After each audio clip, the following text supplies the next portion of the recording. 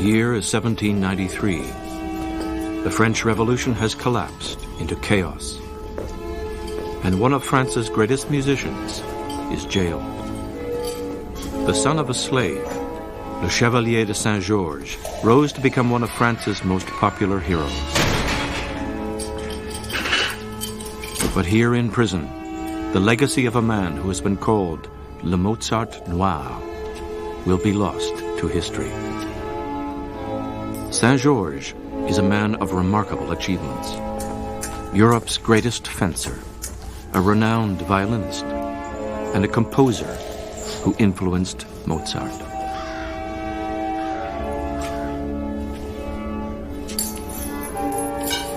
Tragically, his music will not be heard for another 200 years.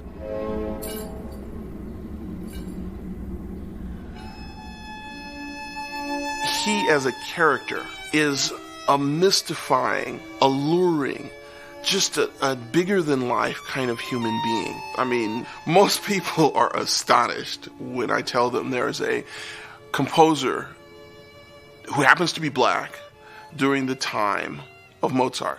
People are surprised. That can't possibly be.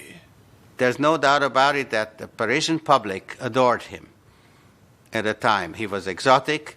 He was one of the best violinists they had, and he turned Paris into the Mecca of symphony. I'm interested in Saint-Georges, and I'm discovering that other musicians in other parts of the world are interested in Saint-Georges at the same moment. Something is happening astrologically, or I don't know what it is, that can account for that. But there's a certain style in the air. There's a certain spirit, musical spirit in the air.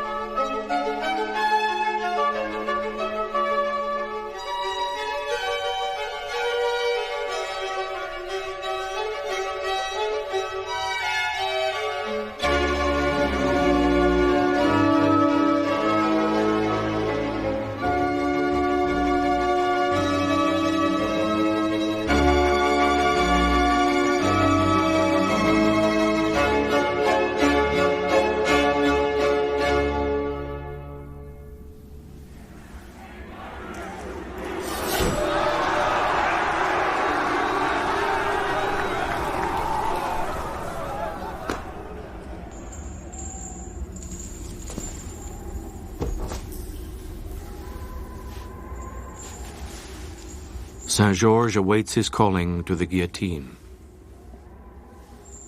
Such a momentous death would befit the epic life that this remarkable outsider has lived.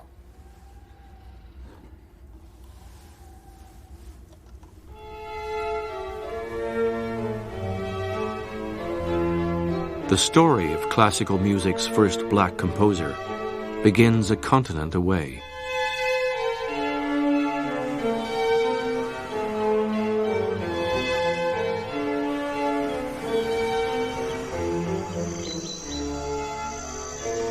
Saint-Georges was born in Guadeloupe on Christmas Day, 1745, to a rich colonialist and his slave mistress. The Boulogne family fortune is founded on sugar, coffee, and the labor of African slaves. Saint-Georges' prospects in Guadeloupe are meager because the law prevents mulattoes from owning land. So the father, a minor aristocrat, makes a bold decision to take his slave mistress and mulatto son to Paris in hopes of turning him into a French gentleman. The relationship between Saint-Georges' father and him, there was just a real attachment between him and his son. He may have just found it impossible not to take him with him. He may have just adored him. The main gist, I think, the main thrust of the father's ambition for the boy was to see whether he could get him into society. Young Saint-Georges arrives in Paris as the age of enlightenment is dawning.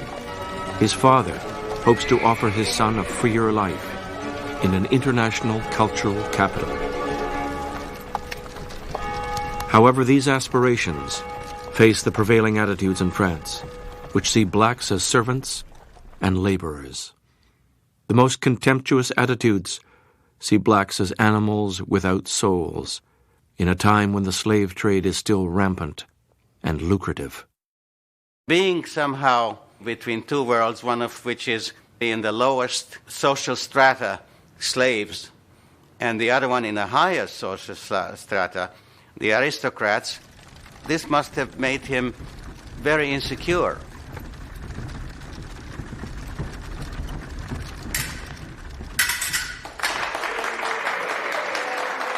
Fencing is the sport of the aristocracy and a ticket into society. Saint-Georges is enrolled by his father in Lavoisier's prestigious Academy of Fencing at 13 years old. Young Saint-Georges seizes the opportunity to prove himself. A disciplined and model student, he devotes countless hours to training, developing his talent to an extent that dazzles everyone, including Lavoisier's son, who writes, "At the head of all my father's students must be placed the inimitable Saint-Georges. At 15, he was beating the strongest fighters. At 17, he acquired the greatest speed.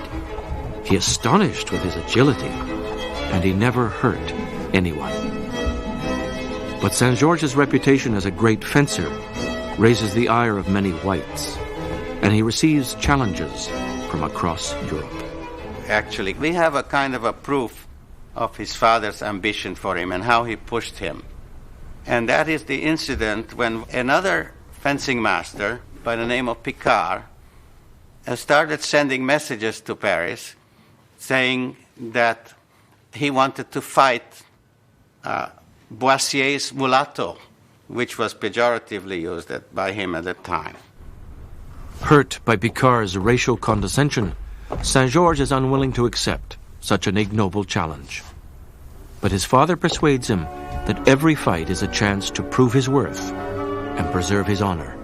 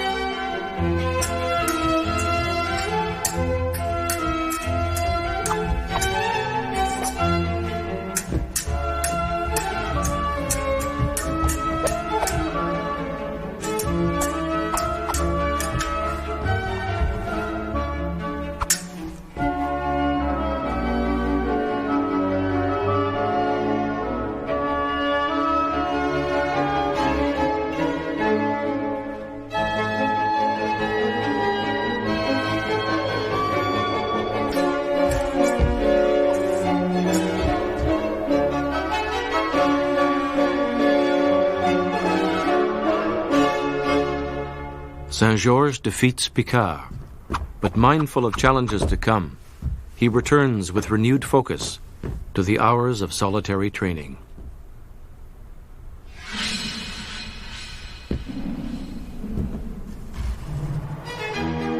To further Saint-Georges' aristocratic education, his father employs the great composers of Paris, Gossec, Leclerc, and Lully, to teach his son to play the violin. With this turn to music, Saint-Georges discovers his calling. He devotes himself completely to mastering the violin. His technique was extraordinary, almost as if the virtuoso fencer transferred his right-hand technique with the sword to the bow.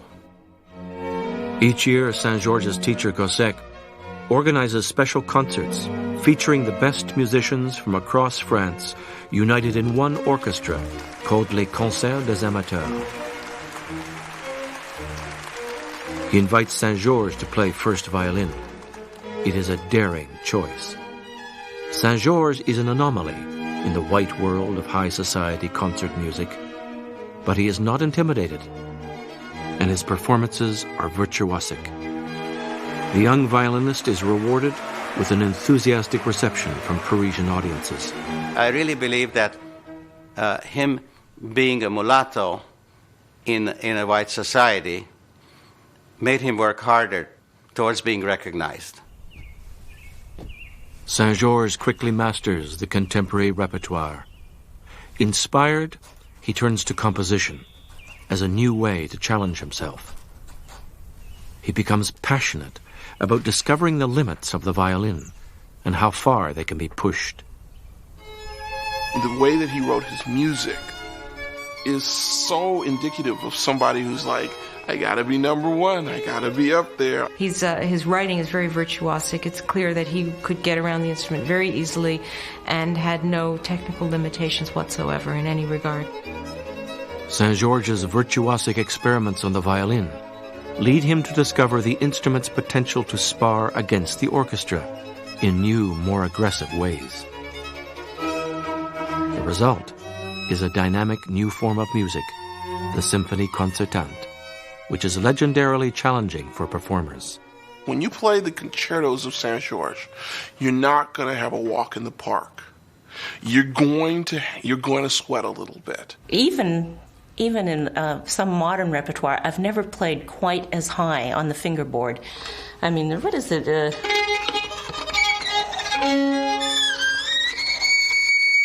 I mean, I'm way up there. He keeps shooting you up there and then immediately back down. So I had to figure out how to do that. Oftentimes your hands will be, like this, or you'll be asked to do all these different things and come up with all sorts of interesting bowing.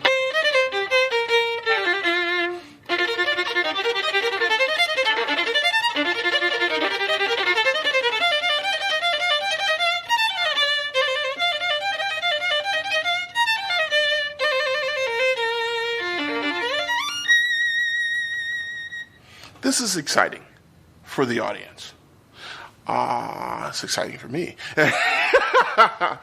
There was like about 4 measures that were just going to break me, or every night I kind of went like, oh my God, am I going to get it tonight?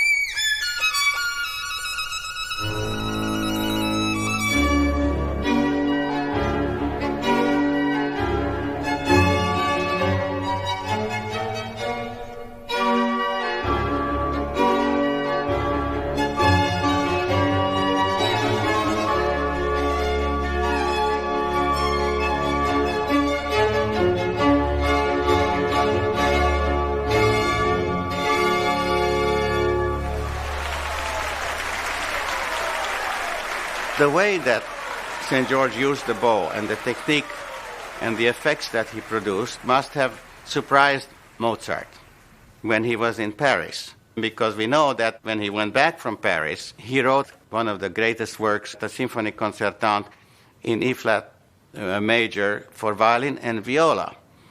And there we know that there is an influence directly from St. George, because there is a passage which is very uncomfortable because virtuosically it's difficult, which towards the end of Mozart's Symphony Concertante in E-flat sounds like this.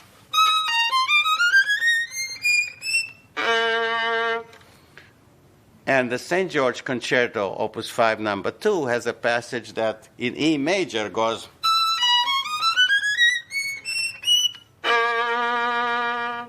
You see, there is a difference. It's half a tone higher.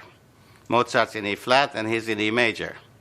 But they're identical and they're not typical passages used at the time. Saint George's performances gain him celebrity in European high society. In 1773, he is appointed to direct Gossek's Concert des Amateurs. It is a triumph for this ambitious outsider. The doors to the ruling class are opened, and Saint Georges makes himself a fixture in the courts of the aristocracy. He is even invited to Versailles and plays with the Queen, Marie Antoinette. Saint Georges begins to win a reputation among society women for his exotic looks and growing fame. Their courtship of Saint Georges makes him believe that he might truly become one of their own. Saint George obviously was a great lover. This man was a ladies' man. I think he was a serious, serious ladies' man. He certainly had his share of love affairs, it seems. He seems to have seduced everybody's wife, all the prominent noblemen of the time. His liaisons with women probably gave him a lot of satisfaction in more ways than one. But he was unmarriageable as far as European society was concerned. Not being able to get married must have been a source of undeniable sorrow for him. Not being able to have someone that would even consider you for a long-term relationship. For all his achievements, Saint Georges has yet to find a true love amongst the women of Parisian society. Until he meets the young Marie-Joseph, wife of the old general, Montalembert.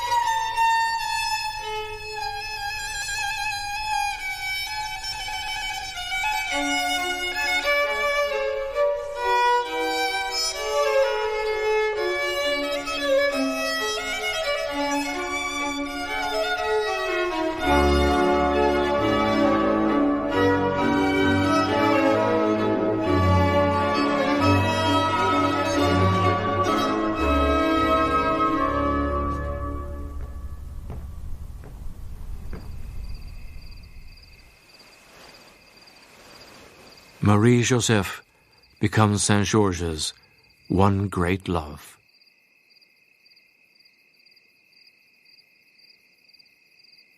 And according to two neighbors who were writing gossip cum journal at the time, their diaries mention the fact that there seemed to have been a baby which the general did not accept as his own. For Saint-Georges, having a son out of wedlock with a woman he loves is like reliving his parents' romance. He would have the same hopes for this new baby that his father had had for him. When his son was born, it must have, obviously, it gave him the image of the possibility of being a father. It never happened. On the orders of Marie-Joseph's husband, the wet nurse neglects the baby and lets it die.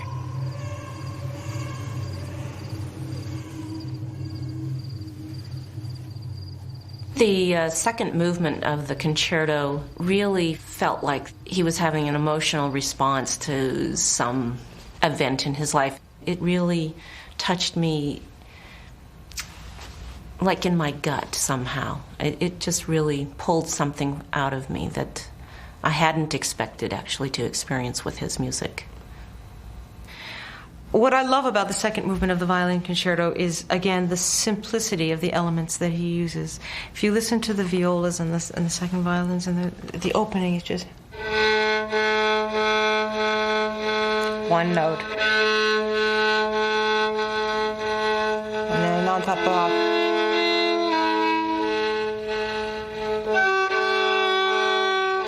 that kind of thing. And on top of this melody.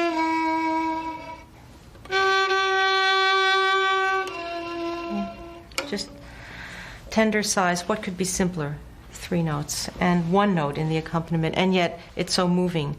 And this is what a great composer does. A great composer takes 1 note or one very simple element like and builds on it, and somehow it touches you more deeply than something very complex and convoluted. It's like great poetry or something where you just the right word, and it might be a very familiar word, but it's when, where, and how that makes all the difference.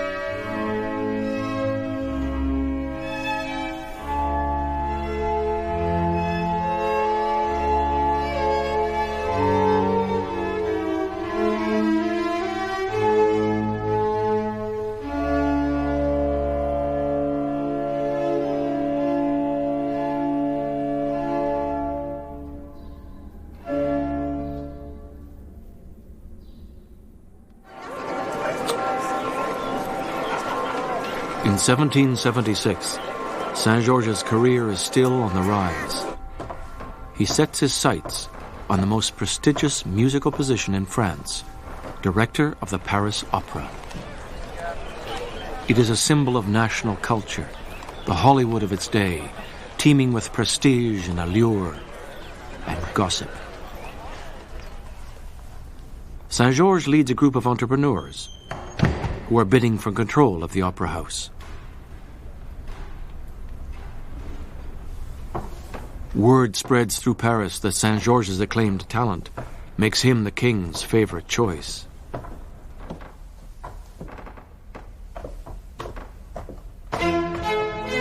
However, when members of the opera company hear that Saint-Georges will be their new director, there is an immediate reaction.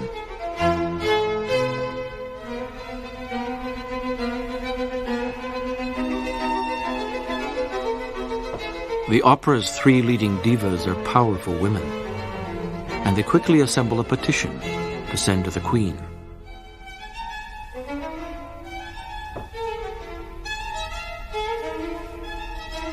They write, "Our honor and the delicate nature of our conscience could never allow us to submit to the orders of a mulatto."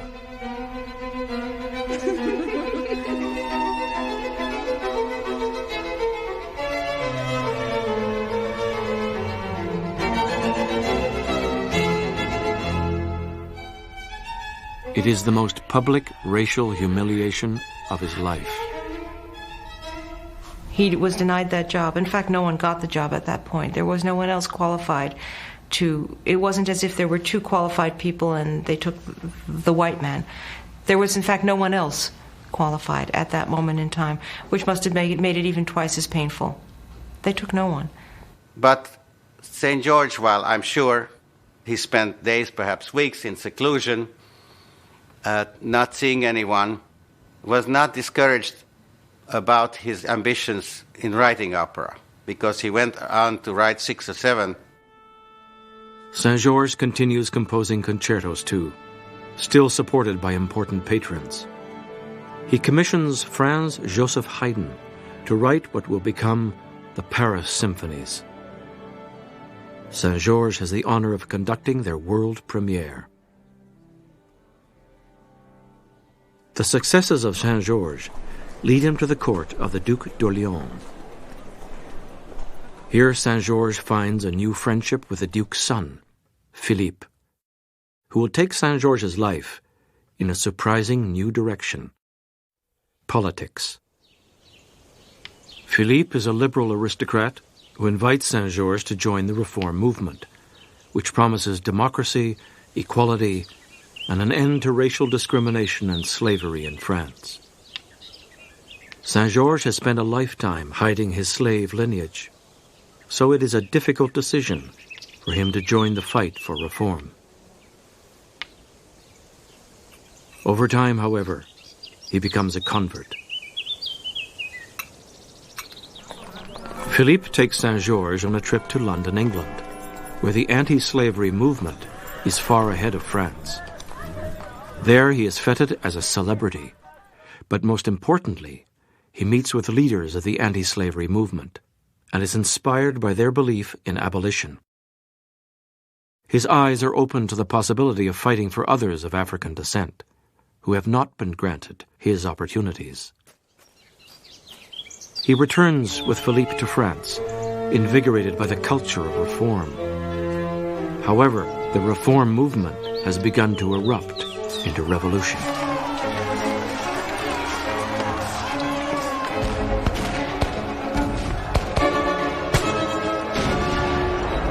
When pressures for reform fail to topple the monarchy's power, the people of France take up arms and force the king to abdicate. A new republic is born with a new people's government, and a new role for Saint-Georges that he never could have imagined.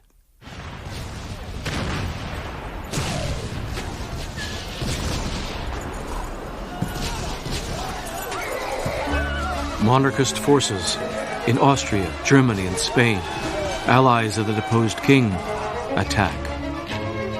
The new government must raise an army to defend the Republic. They turn to Saint-Georges, the composer, and invite him to become Saint-Georges, the soldier. He's famous for his swordsmanship, but has never been to war. He has navigated the treacheries of high society, but has no tactical skills for the battlefield. He is asked to lead a battalion. It is a daunting task. As an artist, he could avoid the front line, but in the belief of emancipation, he commits his life to battle.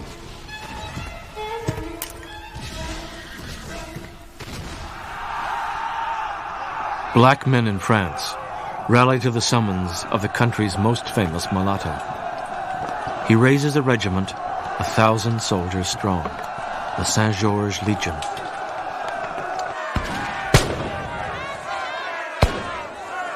He leads his men heroically in battles that repulse the Austrian invasion. Saint-Georges should be acclaimed a war hero, but the revolution plunges into chaos. The fledgling democracy is strangled by warring factions, by panic and suspicion. The king is executed. The reign of terror begins. But the guillotine is not just for the king. It is readied for anyone with ties to the upper classes, and that includes Saint-Georges.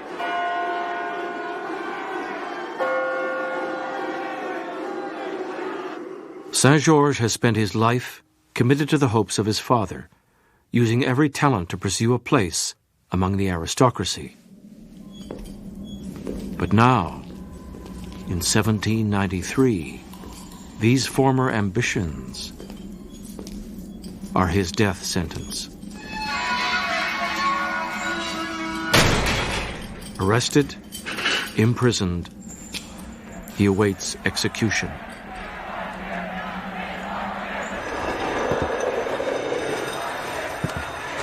Saint-Georges' close friend and mentor, Philippe d'Orléans, eager to distance himself from the aristocracy, changes his name to Philippe Equality.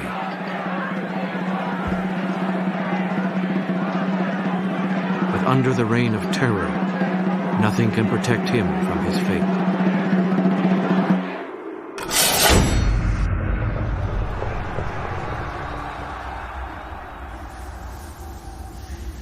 While Saint-Georges, deposed leader of the Black Battalion, is in prison, the French government abolishes slavery. Still believing himself a part of the revolution, Saint-Georges furiously petitions the Citizens' Council from prison. In this, one of his only surviving letters. Citizen Director, I have constantly demonstrated my loyalty to the revolution. I have served it with a tireless zeal, undiminished by the persecutions I have suffered. I have no other recourse but that of being reinstated in my rank of soldier. I address myself to your sense of justice. He signs his name simply Georges. His plea is refused.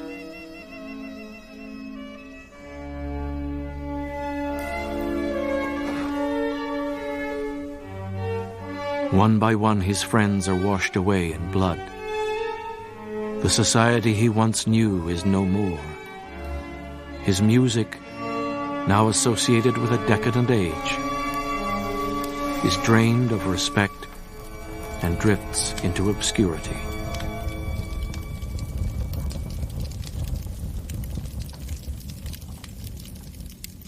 How much of his music is left is a very good question. What we have now is about a third of it.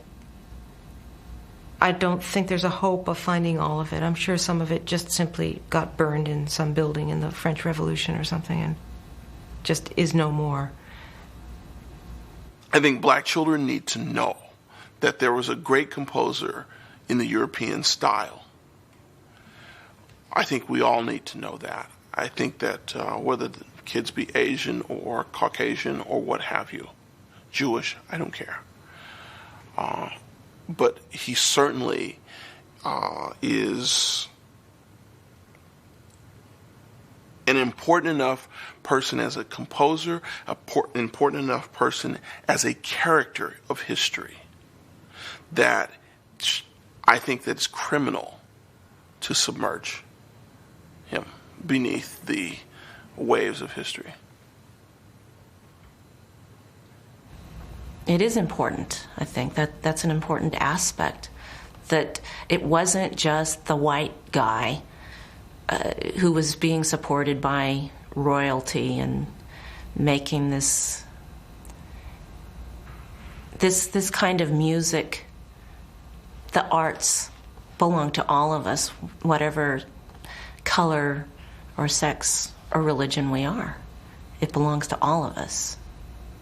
As a performer, I think my job is to play the music, get it out there, get people to know the story and to appreciate the music and to be curious, because once people are curious about the music, that creates a demand, and then somebody will have to do this publication, won't they? So it's just to promote it. It's to exposure as much as possible.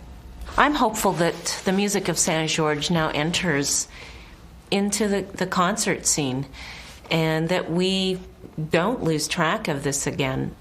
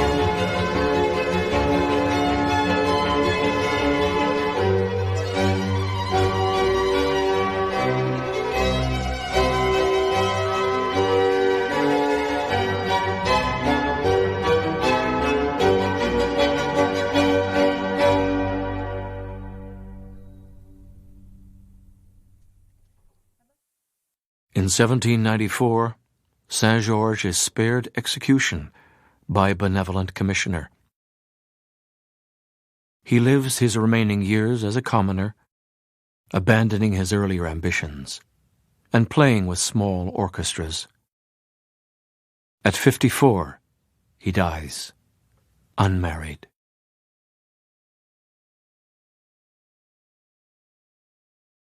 My favorite part in Saint-Georges? Wow. Okay.